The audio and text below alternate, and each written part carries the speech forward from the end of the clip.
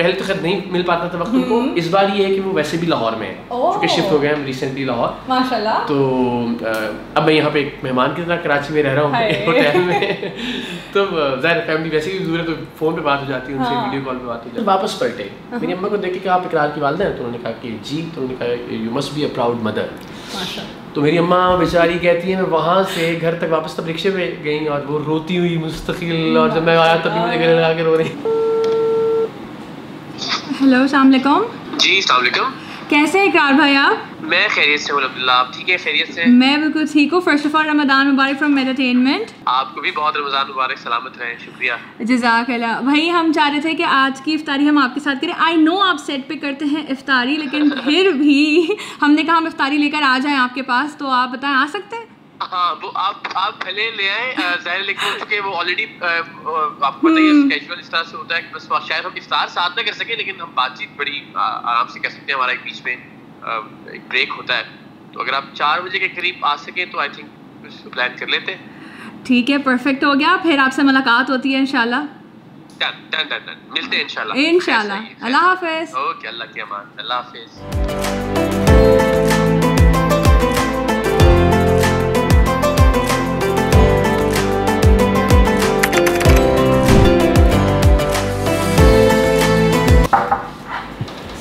वालेकुम अस्सलाम, क्या हाल है आपका? मैं ठीक है, I am good, thank you so very much. और क्या हो रहा है? बस पता नहीं, कुछ समझ में नहीं आ रहा है क्या हो रहा है। अभी ब्रेक है, ज़्यादा जल्दी में लग रहे हैं। नहीं अभी तो मैं आराम से आ गया हूँ आपके पास। हाँ भाई, ये रही आपकी इफ्तारी। Thank you so very much, जज़ाकल्लाह खैर। Thank you so much. इसको मैं रख देता हूँ। और आज के क्या रूटीन है आपके? बहुत मुश्किल। आप ये सोच लीजिए कि 12 बजे दोपहर से सिलसिला शुरू होता है, शाम इफ्तार तक। रात में बादामी सब चूँकि शहर ट्रांसमिशन कर रहे होते हैं और मुझे टेलीथॉन्स करना होती हैं डिफरेंट ऑर्गेनाइजेशंस के लिए यूके और यूएसए बीम पे।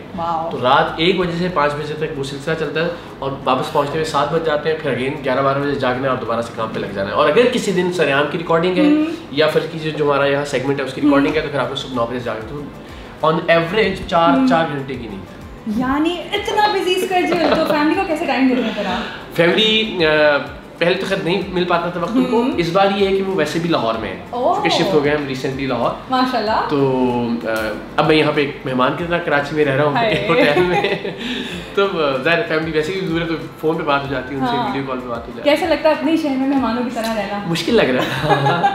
मेरी बड़ी इस शहर में 12 साल मैंने गुजारे और बड़े अच्छे गुजारे अल्हम्दुलिल्लाह। इस शहर ने बड़ी मोहब्बत दी, इस शहर ने जो भी है इस शहर की देना है अल्हम्दुलिल्लाह, अल्लाह ताला की ज़ात के बाद। तो हाँ, मैं उन दिनों को मिस करता हूँ। खाना मिस करते हैं कराची का? खाना तो चूँकि मैं तो उसी तवातुर से रहा हूँ, क्योंकि नॉर्मली होता था कि मेरे महीने के 15 दिन लाहौर में गुजरते थे। अब ये है कि 15 दिन कराची में गुजरते हैं। चीज़ें तो मैं खा रहा हूँ यहाँ पे, सब चीज़ें जो मुझे पसंद है। आप खा रहे हैं लेकिन इतना फिट कैसे रह रहे हैं माशाल्लाह से? मैंने भी अपनी तोंद छुपा के रखी हुई है। तो अगर सांस लूँगा वापस तो ये राज आश्कार हो जाएगा। मैं चाहता हूँ इस पे हम बात करें। यानी इसमें हम ये ना समझें कि आप प्रॉपर जिम नहीं फॉलो करें, कोई अच्छी डाइट फॉलो करें। अभी तो खास तौर पे बिल्कुल नहीं। मैं और वसीम साहब कल हम इसी पे तोंद पे तकरीबन आधा घंटा बात कर रहे थे और हम यही सोच रहे थे कि ये अब कंट्रोल में नहीं आ सकती, बिकॉज रमज़ान में उन्होंने कहा यही तो वाहिद चीज़ है जो हमें थोड़ा सा मोटिवेट करती है कि अच्छी इफ्तार हो। तो रमज़ान में सबसे ज़्यादा क्या पसंद है आपको, पकौड़े या समोसे? हाँ, दोनों में से। पकौड़े, प्याज बहुत ज़्यादा हो तो। हाँ। आप सभी कुकिंग करते हैं? मुझे 1-2 चीज़ें बनाना आती हैं। मैं जब दुबई में था, हमारा ऑफिस था वहाँ पे, एयरवाई का हेड ऑफिस, तो मैं तब तो निहारी भी बना लेता था, बिरयानी भी बना लेता था, सब चीज़ें अम्मा से मैं फ़ोन पे सीखता रहता था। लेकिन अब जो मुझे याद रह गया वो बस कुछ चंद चीज़ें हैं, जिनमें एक बैंगन का एक भिगारे हुए बैंगन है, मैं बनाता हूँ। तो कभी आप ट्राई कीजिए, बड़े शानदार। इंशाल्लाह ज़रूर। आपके काम को देख के लगता है कि आप लिटरली अपनी जान जो है वो हथेली पे रख के चल रहे होते हैं। तो कैसे? बस मुझे लगता है कि मोटिवेशन जो इस काम की है, बल्ला आलम जान हथेली भी होती है नहीं मुझे, लेकिन ये होता है कि मैं अपने हिस्से का काम जानदारी से करूँ और उसके लिए जो भी कीमत अदा करनी पड़े मैं उसके लिए तैयार हूँ। लोगों की दुआएं हैं जिसकी वजह से हिम्मत और हौसला मिलता है ना। आप मैं हमेशा ये बात कहता हूँ, मुझे भूलता नहीं है वो कभी भी, और जब भी मैं सोचता हूँ मेरे रोंगटे खड़े होते हैं कि एक साहब मिलते हैं और मिलके कहते हैं कि इकरार भाई मैं रोज़ा रसूल की जालियाँ पकड़ के आपके लिए दुआ करता रहा। एक साहब मिलते हैं कहते हैं मैं मकाम इब्राहीम पे नफल पढ़ के आपके लिए दुआ करता था। तो वो ऐसी चीज़ें होती हैं कि जब आपको ये याद आती है तो फिर आप कहते हैं कि यार मौत इनके सामने बहुत छोटी सी चीज़ है। आपको अपना काम करना है और लोगों की जो मोहब्बत है, लोगों का जो प्यार है, उनकी जो दुआएं, उन तवक्कुआत पर पूरा उतरना है। बिल्कुल, इतनी प्यारी बात की आपने कि माशाल्लाह सब आपसे इतनी मोहब्बत करते हैं। लाइफ में सबसे ज़्यादा किन चीज़ों पे आप कॉन्स्टेंट रहते हैं? अपने कुछ उसूलों पे, और मिसाल के तौर पे वो उसूल हैं आज़ादी इज़हार राय, मिसाल के तौर पे वो उसूल है पाकिस्तान में आइन की बालादस्ती, मिसाल के तौर पे वो उसूल है जमहूरियत, और सबसे बुनियादी उसूल है पाकिस्तान। माशाल्लाह। तो आज की जो करंट सिचुएशन जैसे आप देख ही रहे होंगे कि कितनी मज़े की सिचुएशन, मैं उसको मज़े की नहीं बोलूँगी, सरकास्टिक में मैंने मज़े की बोली है, इस पर आपका क्या तबसरा होगा? हाँ मुझे लगता है बच्चे गैर सियासी होते हैं, आप मुझे एक ऐसा बच्चा समझिए जो गैर सियासी है।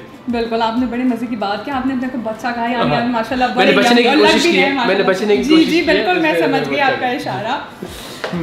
अच्छा, आप अपनी सेहत को ज़्यादा टाइम देते हैं या फिर अपने काम को? मुझे लगता है अपने काम को। मेरा ख्याल है मेरा काम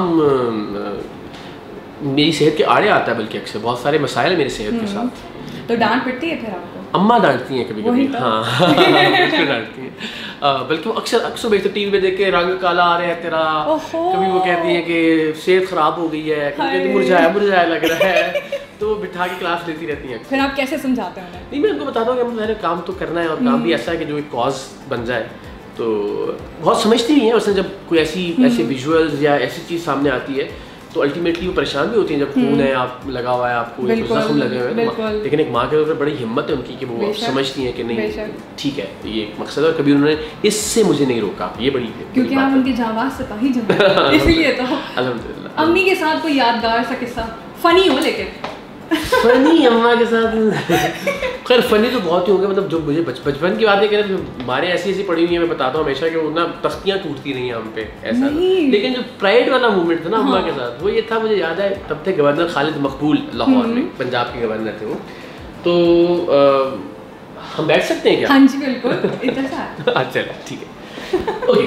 सो गवर्नर साहब गवर्नमेंट कॉलेज लाहौर से मैंने चुके पढ़ा, और हमने वहाँ पे मैं गवर्नमेंट कॉलेज की तारीख में कुछ बहुत ज़्यादा रोल ऑफ ऑनर्स देने वाले लोगों में से हूँ, तो एक रोल ऑफ ऑनर, दूसरा रोल ऑफ ऑनर, तीसरा रोल ऑफ ऑनर, और गवर्नर साहब से वैसे ही हम डिबेटर थे चुके, तो अक्सर उनसे मुलाकातें रहती थी।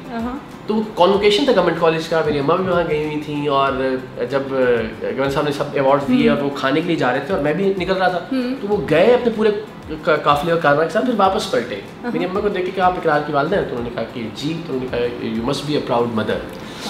तो मेरी अम्मा बेचारी कहती है मैं वहाँ से घर तक वापस तब रिक्शे पे गई, और वो रोती हुई मुस्तकिल, और जब मैं आया तभी मुझे गले लगा के रो रही है, तो उनके लिए बड़ा मोमेंट था उसका। लेकिन अब अल्हम्दुलिल्लाह अब तो बहुत सारे लोग जब हम मॉल में कहीं जा रहे होते हैं तो मुझे मिलने की बजाय अम्मा को कहते हैं कि आपको सलाम है कि आपने और नहीं तो क्या। और माशाल्लाह आप जिस मुकाम पे हैं, बेशक अम्मा की दुआएं हैं, और बेशक इतनी सारी माओं की स्ट्रगल भी है, दुआओं के साथ बहुत हमें यहाँ तक लाने में बहुत हिम्मत की है, और ऐसे मंजिलों से गुजरी है कि शायद कोई और माँ होती तो शायद हमें छोड़ चुकी होती बचपन में, इतने मुश्किल हालात। बिल्कुल ऑफ कोर्स। तो आज माशाल्लाह से जब आप इकरार हसन हैं तो अम्मा तो प्राउड होती आप कितना प्राउड हैं? मैं आपसे नहीं, आर यू? मैं मुतमईन हूँ, हाँ, और मुतमईन इस एतबार से मैं जो कर रहा हूँ जानदारी से कर रहा हूँ, मैं जानता हूँ अल्लाह ताला की ज़ात जानती है। बस जब आप अल्लाह के सामने सुरखरू हो, आप अपने आप को धोखा दे सकते हैं, आप लोगों को धोखा दे सकते हैं ज़ाहिर है, लेकिन वो जो शहरत के करीब है आप उसको तो धोखा नहीं दे सकते, तो वो नियतों के हाल जानता है। मुझे ये मालूम है कि जो भी मैं करता हूँ, जो भी मैं कहता हूँ, जो भी मैं सोचता हूँ, जो भी मैं रिकॉर्ड करता हूँ, वो मुकम्मल दयानतदारी के साथ और इस नीयत के साथ कि सबसे बुनियादी चीज़ ये कि अल्लाह ताला पाकिस्तान के लिए अच्छा करे, जो भी हो पाकिस्तान के लोगों के हक़ में वो भला हो। सो हाँ, फ़ख्र इत्मीनान जैसी मिली जुली सूरत हाल है, लेकिन है मिक्स फीलिंग्स है, लेकिन है बट ऐसा नहीं है कि you are proud of yourself, but आप मुतमईन हैं, सैटिस्फाइड फ्रॉम योरसेल्फ। जी ऐसा ही है, इत्मीनान। कोई नहीं, वो वक्त दूर नहीं है, आप बहुत फख्र महसूस करेंगे इंशाल्लाह। मुझे तारीख को आप पे फख्र करना चाहिए, आप खुद फख्र करें तो जरा मामला बिगड़ जाते हैं। फख्र तो एक ख्वाब है ना, फख्र का गुरूर बट भी थिन लाइन है ना, तकब्बुर और फख्र। बिल्कुल, तो खुद इस झंझट में नहीं पड़ना चाहिए, लेट द हिस्ट्री डिसाइड के। Exactly that's what I said कि फख्र तो लोगों का ख्वाब होता है, जब पूरा हो जाए तो इंसान को तकब्बुर भी आ जाता है, फिर फख्र भी आ जाता है। आपको सलवार कुर्ता पहनने का बहुत शौक है, लेकिन मैंने देखा हमेशा आप जो है वो ब्लैक ही पहनते हैं, तो क्यों ब्लैक के साथ क्या? ये मैंने एक दोस्त को बता रखा है कि जब मैं इस दुनिया में ना रहूँ तो आप ये राज अफशा कीजिएगा, तो शायद लोगों को लगे कि इसमें रियाकारी और दिखावा है जो जिस निस्बत की वजह से मैं पहनता हूँ, तो वो उसका इंतजार कीजिए उसके लिए। अल्लाह आपको सेहत तंदुरुस्ती दे। बिल्कुल हमें इस चीज़ का इंतजार नहीं है, आप पहनिए, शौक से पहनिए आप। लेकिन रमज़ान में मैं कोशिश करता हूँ कि थोड़ा सा ज़रा रमज़ान को सेलिब्रेट किया जाए, रमज़ान की फेस्टिविटी है जी।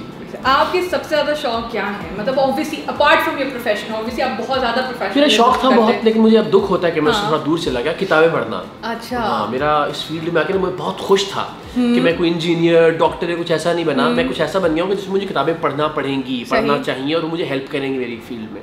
मगर वो अब इतना ज़्यादा वक्त गुजर रहा है अपने काम में कि बस किताबें पढ़ना जो है ना वो मैं मिस करता हूँ। ज़बरदस्त भाई। आपसे आखिरी सवाल है कि अगर इकरार और हसन इकरार ना होते तो क्या होते? ये वाले इकरार ना होते जी।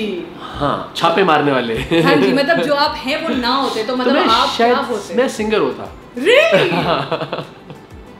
हाँ, मैं एक कलाकार होता, एक गुलकार होता। माशाल्लाह भाई, अच्छा लगा ये जान के हमें। Thank you so much. बहुत अच्छा लगा आपसे बात करके, जितनी भी हुई थोड़ी सी हुई लेकिन बहुत अच्छा लगा। आपके आने का शुक्रिया। आई एम सो सॉरी इस तरह से ज़ाहिर आपको होस्ट नहीं कर पाया। अच्छा, आपकी लाइफ देखी हमारे व्यूअर्स ने, तो ये रील्स बना के अपलोड करेंगे आपको टैग, तो आप मैसेज दीजिए अपना इनको।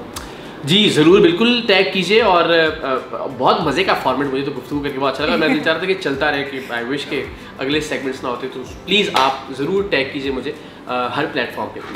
टाइम भी कम था लेकिन बहुत अच्छा लगा आपसे बात करके। Thank you so much, it was an honour talking to you. सलामत है, बहुत सारी दुआएं आपकी। रमज़ान मुबारक। रमज़ान मुबारक।